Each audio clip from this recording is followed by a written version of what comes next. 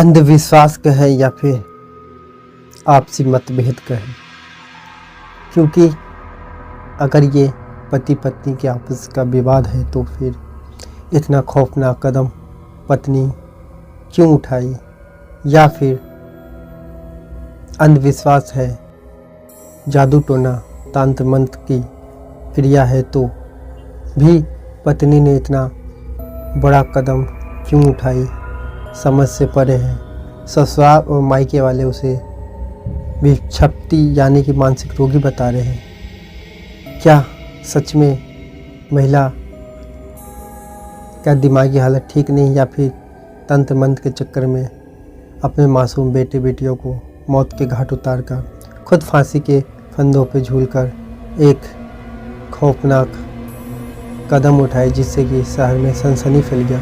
नमस्कार, काला सच सफ़ेद झूठ की इस कहानी के एपिसोड में आपका बहुत बहुत स्वागत और अभिनंदन है। क्राइम की सच्ची कहानी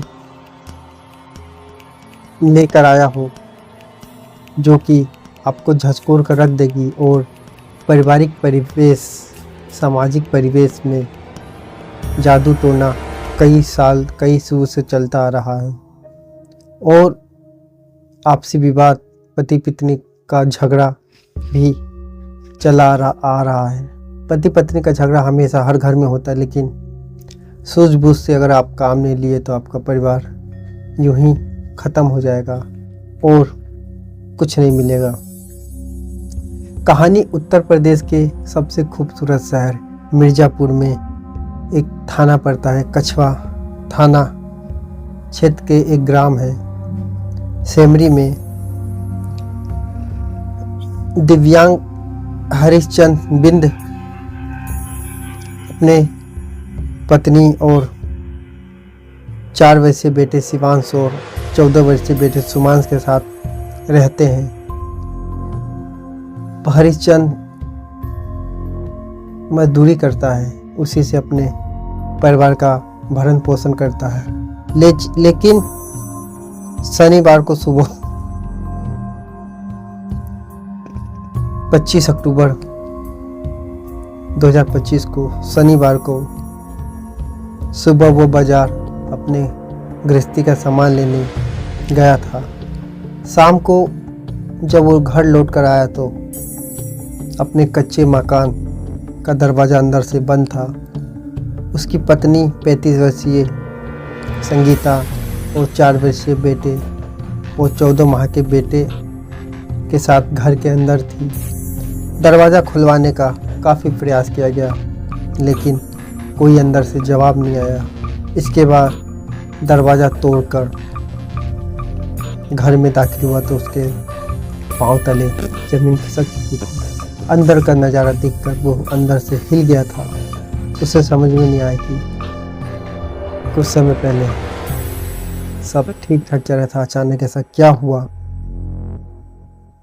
अंदर का नज़ारा में पत्नी घर में पंखा के से फंदा बनाकर झूल रही थी।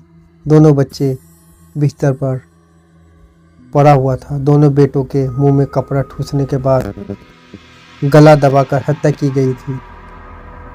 सूचना मिलने पर थानाध्यक्ष अमरजीत चौहान पहुंचे और घटना की जानकारी अपने सीनियर अधिकारी को दिया। उसके बाद सीओ अमर बहादुर ने भी घटनास्थल की जांच की। साथ ही पुलिस टीम और फोरेंसिक टीम भी जांच कर रही थी। बॉडी को पोस्टमार्टम के लिए भेज दिया गया और आसपास के लोगों से पूछताछ कर रही है।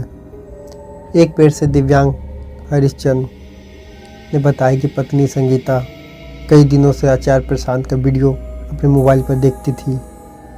वो कहती थी कि हम साड़ी नहीं पहनेंगे, सूट पहनेंगे, और मांग में सिंदूर भी नहीं लगाती थी। भूत प्रेत के चक्कर में वो आजमगढ़ स्थित एक ओझा के पास भी आती जाती थी। लेकिन फिर ऐसा क्या हुआ, उसने 2 बच्चों को पहले कपड़ा ठूस कर मार दिया और फंदे पर झूलकर आत्महत्या की।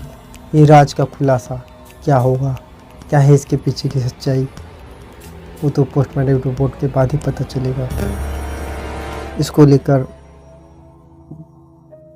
ससुराल पक्ष और मायके पक्ष का कहना है कि वो महिला मानसिक रूप से बीमार थी, लेकिन मानसिक रूप से बीमार थी तो उसका इलाज करवाना चाहिए था, या फिर उसका पति इलाज भी करवा रहा होगा, या फिर अवसाद में आकर उसने ये घातक कदम उठाया जिससे कि खुशियों से भरा परिवार एक झटके में बिखर कर ख़त्म हो गया। 2 बच्चे जिसको अभी जीवन में नई ऊंचाई पाना था, बचपना में ही उसकी माँ ने ही उसे मार दिया। क्या ऐसा भी हो सकता है क्या ये कि किसी अन्य ने बच्चे को मार दिया होगा और उसकी पत्नी को मारकर फांसी पे लटका दिया हो? ये भी हो सकता है। अब तो पोस्टमार्टम रिपोर्ट के बाद ही पता चलेगा कि आखिर सच्चाई क्या है। ये दिल को झकझोर देने वाली सच्ची कहानी है। तो ये कहानी बताने का उद्देश्य मेरा किसी को ठेस पहुंचाना नहीं है, या फिर किसी भी प्रकार की किसी को अपमानित करना भी नहीं है। ये कहानी सिर्फ जागरूकता के लिए बनाया गया है, और हो सके तो इस कहानी को आप ज़्यादा से ज़्यादा शेयर करें, जिससे कि इस तरीके के अन्य घटना को भी रोका जा सके। हमारा उद्देश्य क्राइम को रोकना है, ना कि क्राइम को बढ़ावा देना। तो फिलहाल कहानी में इतना ही। फिर मिलते हैं नई कहानी के साथ। जब तक के लिए अनुमति दीजिए, नमस्कार। और ये घटना में पोस्टमार्टम रिपोर्ट आने पर ही खुलासा होगा कि क्या हुआ। क्या महिला ने ही बच्चे को मारकर फांसी लगा लिया, फिर कोई अन्य ने उसे मार दिया, या फिर तंत्र मंत्र के चक्कर में, या फिर मानसिक तनाव के चक्कर में एक घातक कदम उठाया है। तो फिर मिलेंगे इसके अगले भाग में। थाना कछुआ के सेमरी से एक महिला द्वारा 2 बच्चों के साथ आत्महत्या कर लेने की दुखद सूचना प्राप्त हुई थी। इस सूचना पर तत्काल कछुआ पुलिस पहुंच गई थी, मैं भी पहुंच गया था। प्राथमिक जानकारी के अनुसार एक मृतका लगभग 35 वर्ष की हैं और ये मानसिक रूप से परेशान रहती थी। इनके परिजनों द्वारा इलाज के साथ साथ झाड़ फूक भी कराया जा रहा था। नियमानुसार पंचायतनामा भर के पोस्टमार्टम की कार्रवाई कराई जा रही है। हमारी फील्ड यूनिट टीम भी वहाँ पे पहुँच गई थी, उसने भी मौका मुआयना किया है। मृत्यु के स्पष्ट कारणों को जानने के लिए पोस्टमार्टम की कार्रवाई कराई जा रही है, तथा भविष्य में इससे रिलेटेड जो भी तथ्य और साक्ष्य आएंगे उसके आधार पर वैधानिक कार्रवाई की जाएगी। मौके पर शांति व्यवस्था कायम है।